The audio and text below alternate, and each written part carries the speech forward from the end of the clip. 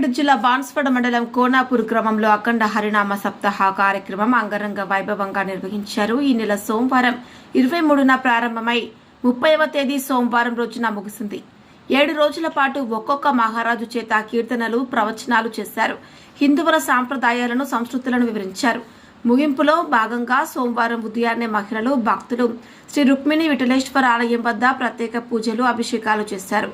మహిళలు మంగళహారతులు, కలశాలు, నిండు బిందెలతో పల్లకిలో స్వామివారిని ఆలయం నుండి గ్రామంలోని ప్రధాన వీధుల గుండా విట్టల విట్టల, పాండురంగ విట్టల, జ్ఞానోబా విట్టల అంటూ భక్తులు భజనలు చేస్తూ దిండి శోభయాత్ర బయలుదేరి విఠలేశ్వర ఆలయానికి చేరుకున్నారు. అనంతరం లక్ష్మణ్ మహారాజ్ ముద్దెలి వారి కళాకీర్తన కార్యక్రమంతో ముగించారు.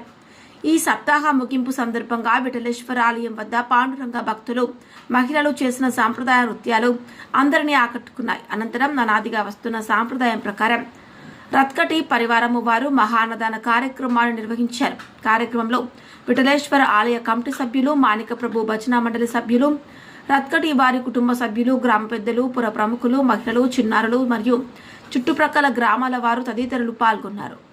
దృశ్యం న్యూస్ బాన్స్వాడ మండల ప్రతినిధి వడ్ల శ్రీనివాసాచారి.